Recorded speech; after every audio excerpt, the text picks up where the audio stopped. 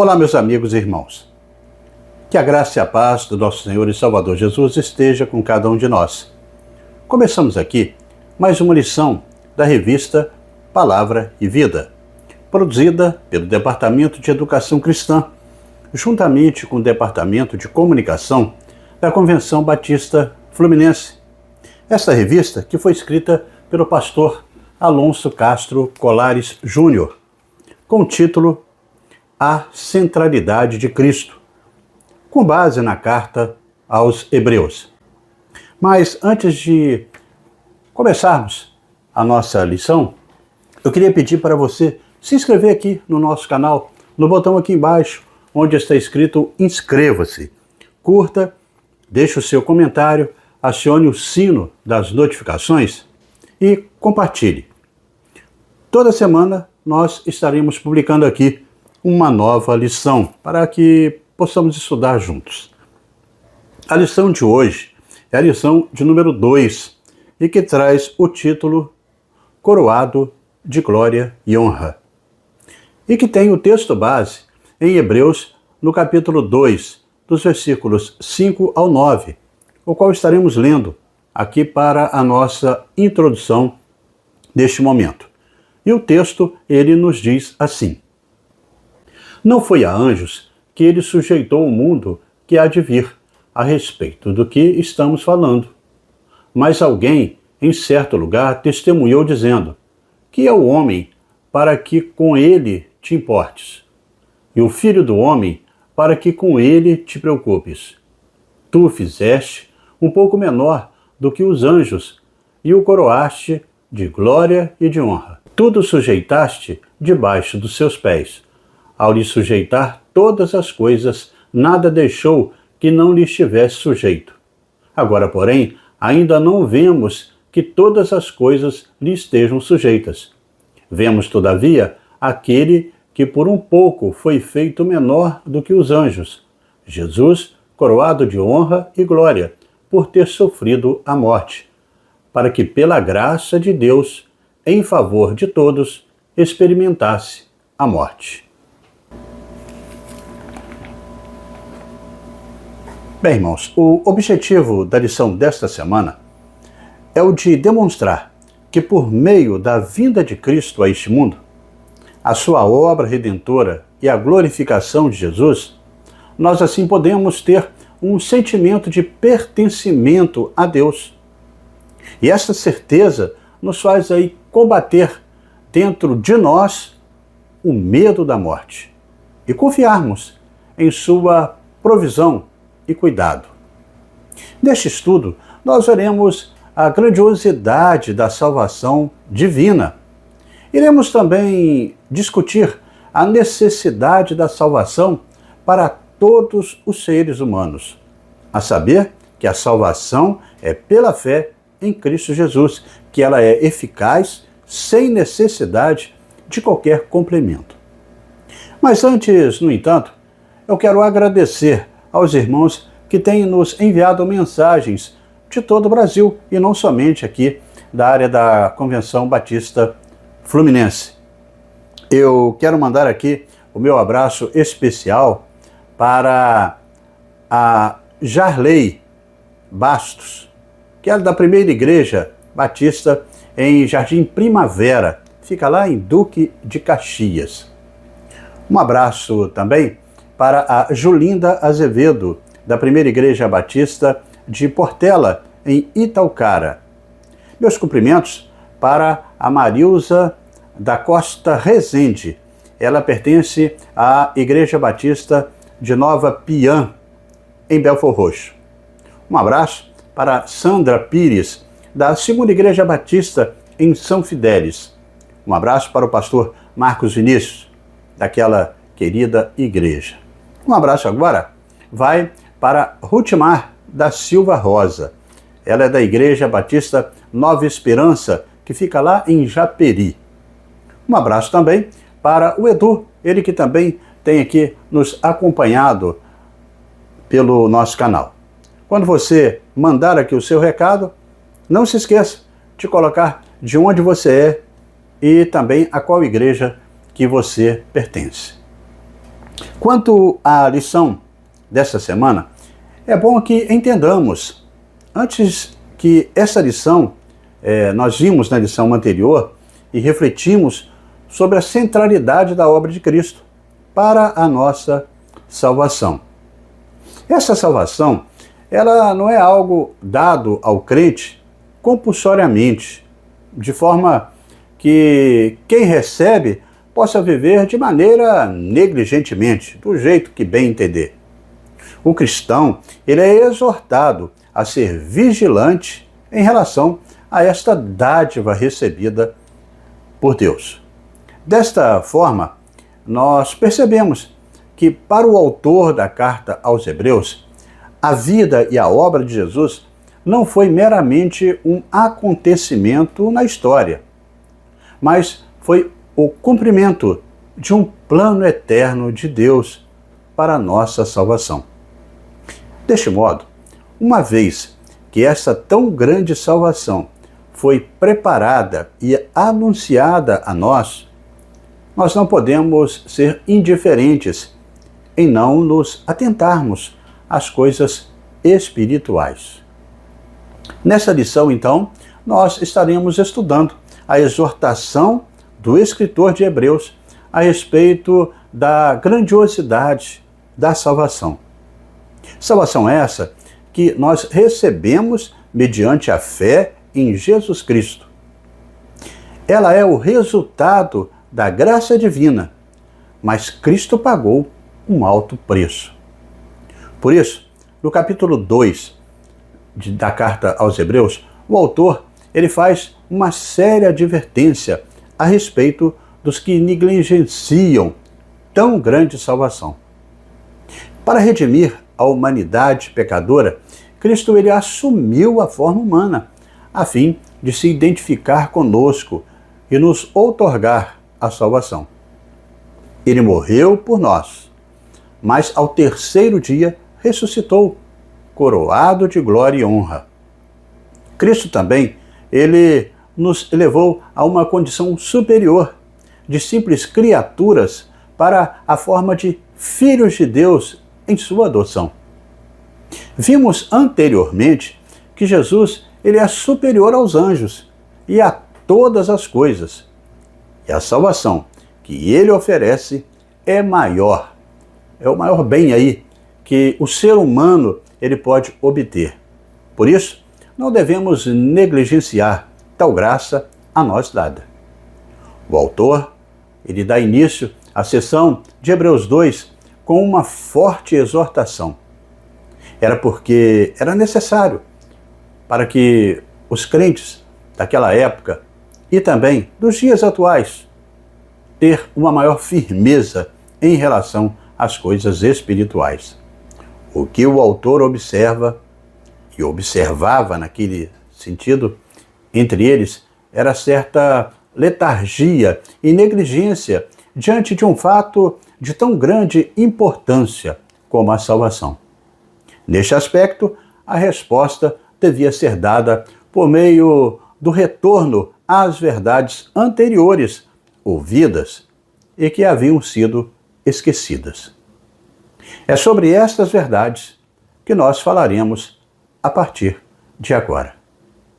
E desta maneira chegamos ao primeiro tópico da nossa lição, que traz o título Atentos às coisas espirituais.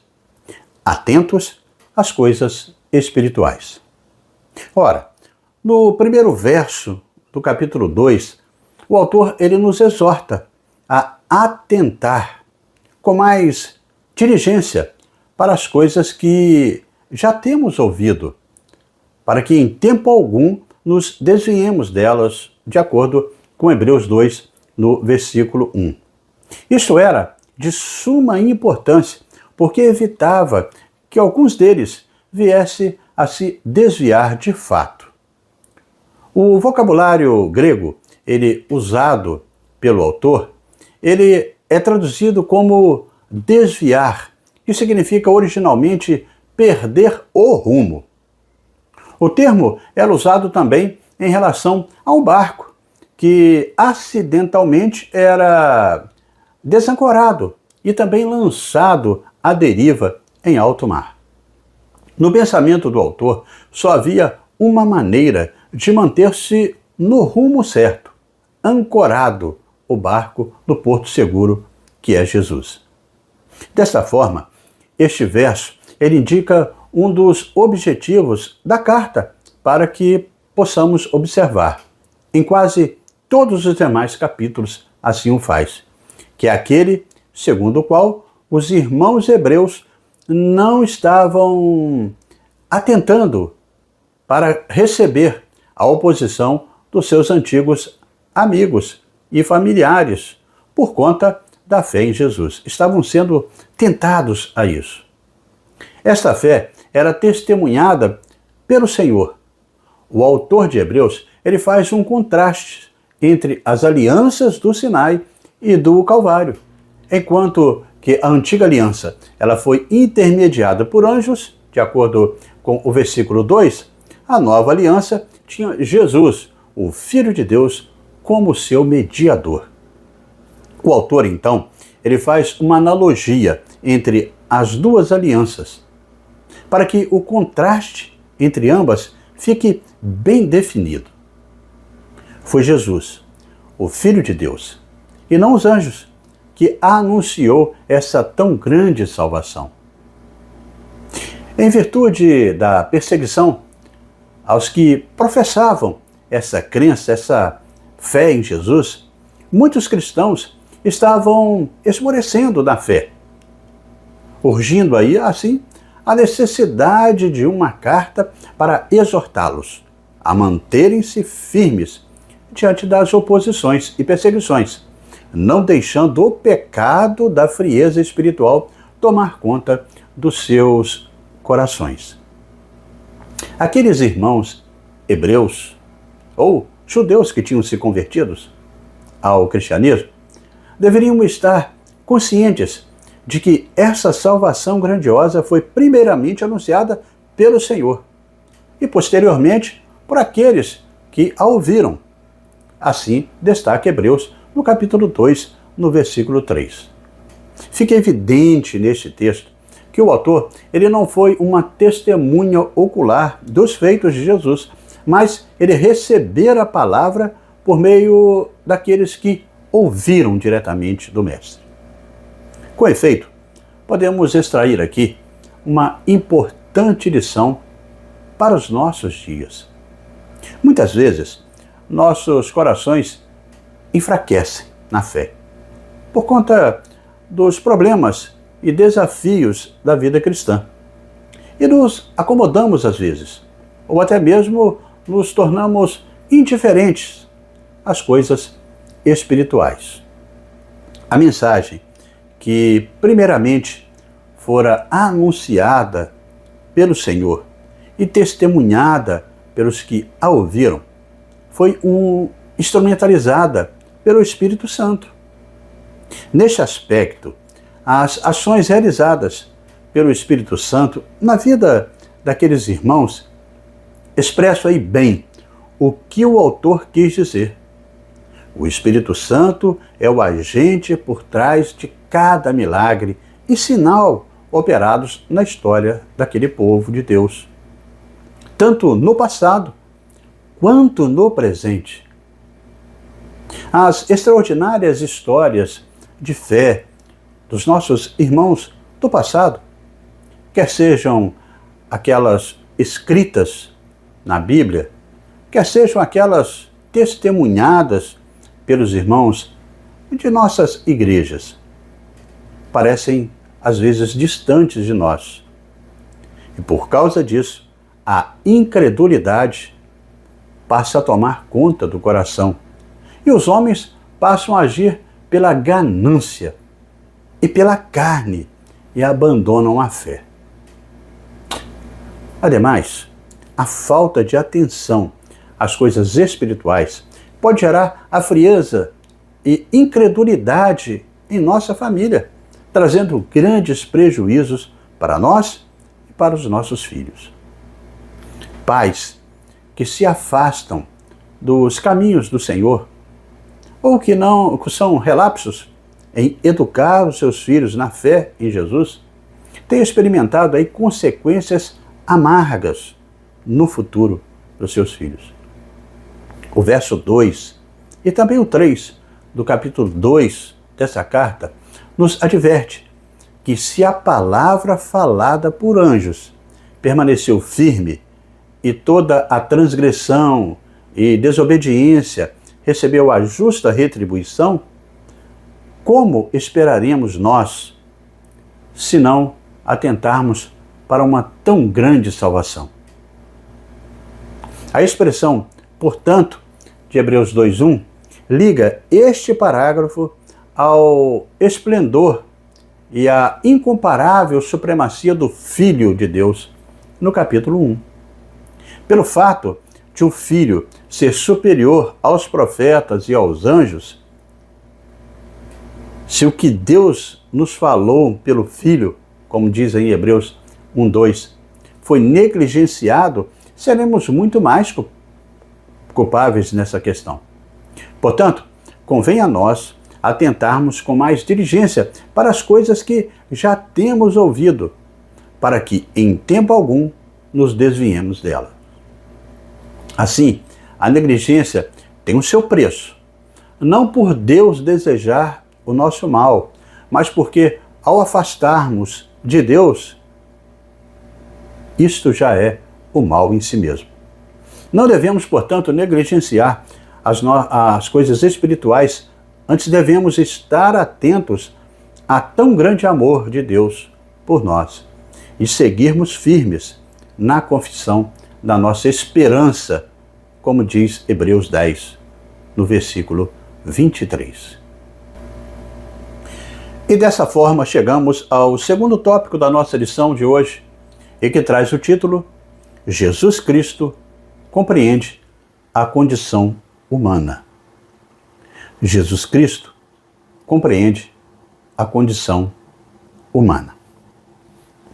Neste tópico, o autor da carta aos Hebreus, mais uma vez aí, vai até o Antigo Testamento para demonstrar a autoridade de Cristo e não dos homens na vida da igreja. Não obstante, após exortar aos irmãos sobre o perigo de negligenciar a fé em Jesus, como nós estudamos agora há pouco, o autor ele prossegue argumentando sobre a superioridade de Cristo em relação à antiga aliança. O autor ele toma o Salmo 8 como o pano de fundo do seu argumento. Nesse aspecto, ele segue aí a tradução da Septuaginta, que usa o termo anjo, em vez do texto massorético, que traz a palavra Deus. Na mentalidade judaica, da qual o autor ele participa, o homem ele foi feito como coroa da criação, e a ele foi confiado todo o domínio. Mas, devido à queda, este domínio foi perdido e o homem passou a ser chefe de nada. Na mente do autor dessa escritura, portanto, o verso 5 do capítulo 8 de Salmos não pode se aplicar a Adão, nem tampouco à raça pós-queda, mas a Jesus aí, o Messias que por meio da cruz veio restaurar a humanidade caída. O salmista registra assim no texto: tu o fizeste um pouco menor do que os seres celestiais e o coroaste de glória e de honra. Aqui ele fala do filho de Davi, ele fala do Cristo que viria salvar a humanidade e não de homem qualquer. Ele faz menção ao Salmo 8 atribuído a Davi para indicar 3 aspectos da obra de Cristo na história. Em primeiro lugar, a sua vinda quando se fez homem e habitou entre nós. Em segundo lugar, a sua obra redentora. Ele redimiu o ser humano do pecado. E em terceiro lugar, a sua glorificação como Rei dos Reis e Senhor dos Senhores, sendo assunto aos céus. Depois da queda, a salvação tornou-se necessária e por isso, por meio da cruz, Jesus veio restaurar a humanidade. O Salmo ele é composto por duas perguntas interessantes. Quem é o homem para que dele te lembres? Ou o filho do homem para que o visites? Para o autor da carta aos Hebreus, essas duas perguntas indicam a vinda de Cristo, o Emanuel, o Deus conosco, como um acontecimento dentro da história que é regida por Deus. Deus, na pessoa do seu Filho, nos visitou. Foi por intermédio do sofrimento que ele foi coroado de glória e de honra, para que pela graça de Deus provasse a morte por todos nós. Como registra Hebreus 2, no versículo 9. Para os crentes que viam no sofrimento algo incompatível com o viver cristão e que devido a isso estavam desanimados, essas palavras serviam de ânimo e consolo. Ora, a vinda de Cristo é um acontecimento extraordinário e única na história, especialmente quando comparamos com o conjunto das crenças religiosas de maneira geral. Outras crenças sempre partem do princípio de um Deus ou de deuses que estão distantes e que de longe, de uma dimensão mágica, cria e dirige o universo em que vivemos. Mas neste contexto, tudo o que o ser humano poderia fazer seria agradar e bajular essas entidades espirituais. Mas a revelação verdadeira da palavra de Deus nos indica que fomos visitados pelo Cristo na plenitude dos tempos e que ele viveu todas as dores e sofrimentos que os seres humanos vivem, mesmo sem pecar. Portanto, por todas essas coisas aqui narradas, afirmamos: Jesus Cristo pode realmente saber o que é a condição humana. Essa visitação do Filho de Deus para a nossa salvação era o centro da mensagem dos apóstolos. Somente por meio da morte na cruz, o diabo aqui, inimigo dos homens, seria derrotado, como bem registra a carta de Hebreus, no capítulo 2, no versículo 14. O autor usa o verbo grego katargeo para se referir à derrota de Satanás. Esse verbo tem o sentido de destronar ou tornar inoperante. Por intermédio da cruz, Cristo destronou e desarmou Satanás das armas que ele possuía. Foi na cruz que ele despojou os principados e as potestades e nos garantiu a vitória. O apóstolo Paulo, desta forma, ele declara em Colossenses, no capítulo 2, no versículo 15. Paulo também afirmou em Atenas que Deus não levou em conta os tempos da ignorância, mas que Deus havia enviado a Jesus. Assim está registrado em Atos, no capítulo 17. João, ele inicia a sua primeira carta, sustentando que os seus olhos viram, os seus ouvidos ouviram e as suas mãos apalparam a respeito aí do verbo na vida, conforme 1 João 1, no versículo 1. Deste modo, podemos perceber a enorme diferença entre o Evangelho de Jesus e as demais religiões, especialmente o judaísmo. Os judeus acreditavam que a lei havia sido dada por Deus a Moisés por intermédio de anjos, mas o autor de Hebreus sustenta que o próprio Cristo, a palavra encarnada, nos visitou e viveu como nós.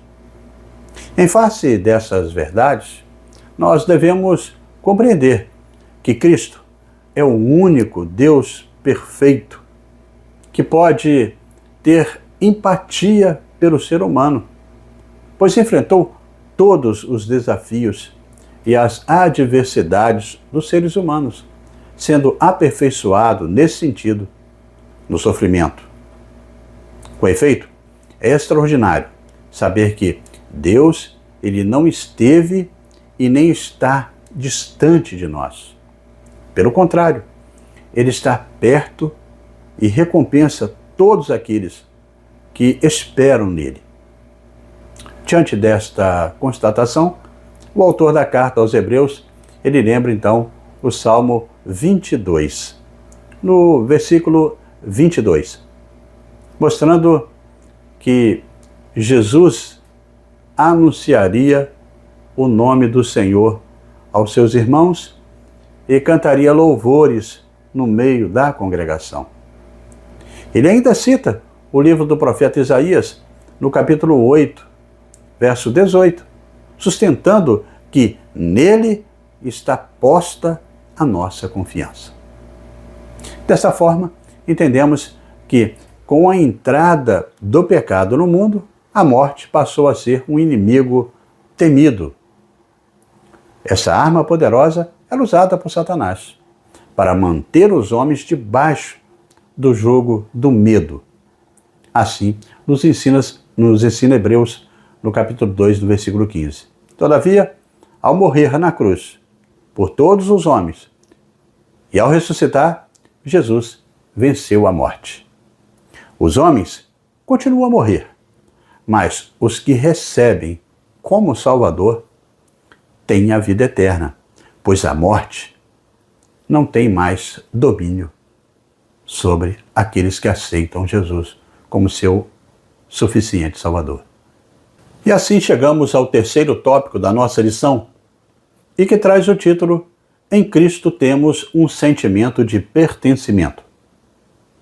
Em Cristo temos um sentimento de pertencimento. Neste tópico, veremos que o escritor da carta aos Hebreus, ele queria demonstrar aos seus leitores ou destinatários que eles faziam parte de uma nova aliança em Cristo Jesus.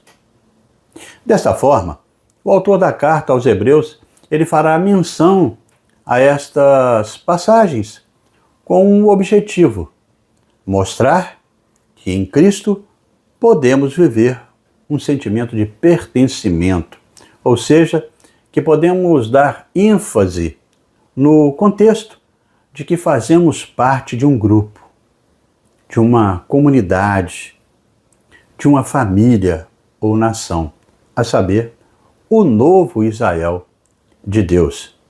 Diferentemente dos deuses distantes, temos um lar para onde iremos e uma família espiritual de muitos irmãos. Com efeito, afastar-se aí a ideia aí,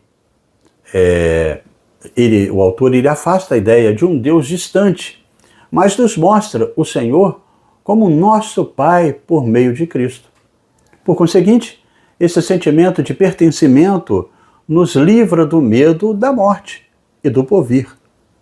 No pensamento do autor, só havia uma maneira de manter-se no rumo certo da vida cristã, que era estar ancorado o barco no porto seguro, Jesus. Não precisamos mais ficar ansiosos sobre o que virá. Temos um Pai no céu, que em Cristo nos fez seus filhos. Enquanto a antiga aliança foi intermediada por anjos, a nova aliança, então, tinha Jesus, o Filho de Deus, como seu mediador. Não estamos mais sozinhos e sem esperança, pois aquele que viveu como nós e sofreu a dor da condição humana, Jesus, ele é o mediador perfeito entre nós e o Pai do céu. Portanto, diante dessa tão grande salvação, Os nossos irmãos hebreus do passado e nós que estamos neste tempo presente, podemos confiar a nossa vida ao Pai do céu. Quanto à nova aliança, o autor da carta aos Hebreus, pela primeira vez na epístola, ele usa a denominação sumo sacerdote em relação a Jesus.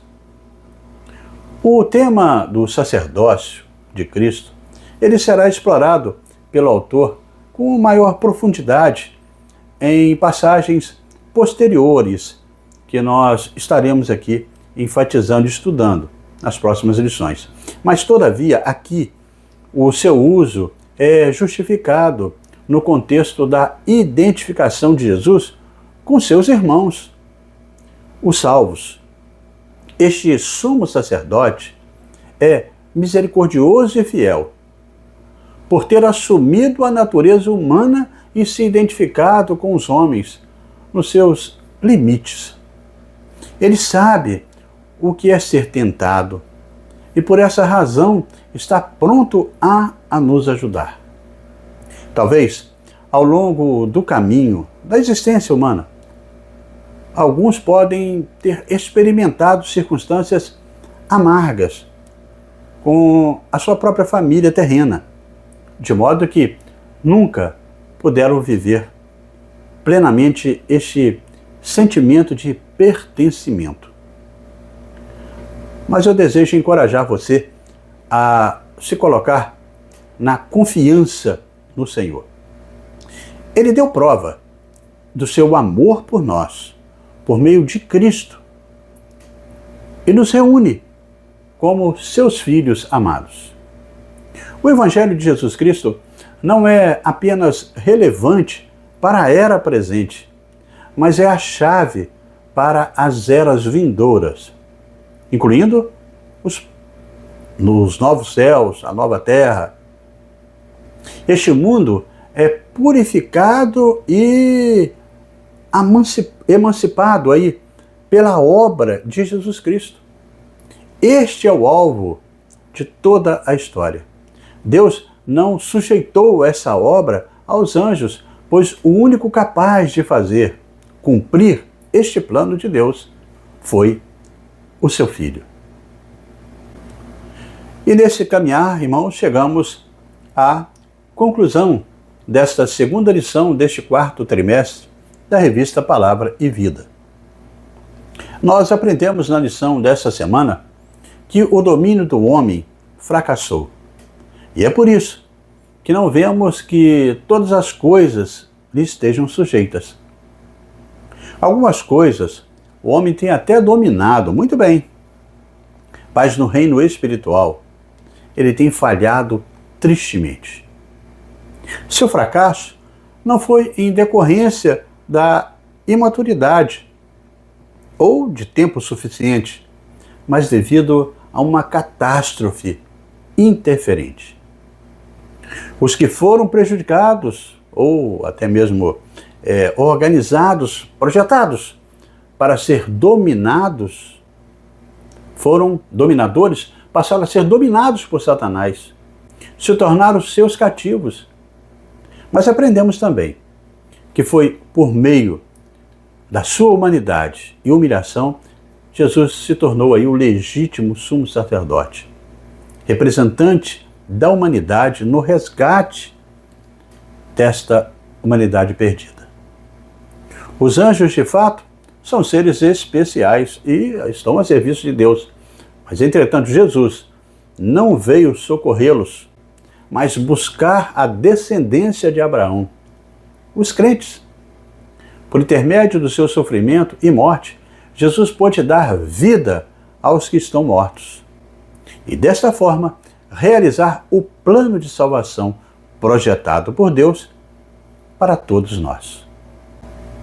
E dessa forma chegamos ao nosso momento para pensar e agir, com 3 reflexões propostas pelo pastor Alonso Castro Colares Júnior. A primeira reflexão, nós iremos refletir hoje sobre a necessidade de não negligenciarmos as coisas espirituais. Devemos avaliar constantemente a nossa vida, estarmos atentos ao nosso relacionamento com Deus. Como você avaliaria a sua vida em relação a isso? A nossa segunda reflexão vem com a seguinte questão: você sente a presença e a direção de Deus em sua história de vida? Você poderia compartilhar um testemunho a respeito disso? E a nossa terceira reflexão: como é pertencer à família de Deus? Como o relacionamento com os irmãos na igreja edifica a sua vida? Reflita sobre essas questões propostas e, na sua classe, juntamente aí com os irmãos de sua igreja, demonstre como você entendeu estes questionamentos. E com a experiência de cada um, com base aí na lição que estudamos hoje, com certeza haverá aí um crescimento de todos. Mas não podemos esquecer que, pela graça de Deus, Jesus provou a morte por todos os homens. A morte de Jesus na cruz foi para realizar a salvação, que foi um ato da graça de Deus. Sua morte foi em favor de cada pecador. Este é um claro ensino de Hebreus, no qual nos alerta que a morte de Jesus foi uma expiação substitutiva pelo nosso pecado. Sua morte é de proveito para todo aquele que, por fé, se submete a Ele como Senhor e também Salvador. E assim, amigos e irmãos, terminamos mais uma lição da revista Palavra e Vida. Mas antes de você sair, eu convido você a se inscrever no nosso canal, no botão aqui embaixo, onde está escrito inscreva-se. Curta, deixe o seu comentário, acione aí o sino das notificações e compartilhe para o grupo aí da sua igreja no WhatsApp, para que mais pessoas também possam desfrutar do conteúdo para a edificação de cada um na aprendizagem da Palavra de Deus. Na próxima semana, nós estaremos estudando a lição de número 3, e que tem o título No Tempo que se chama Hoje. E estaremos publicando aqui esta nova lição, se Deus assim nos permitir. Amém?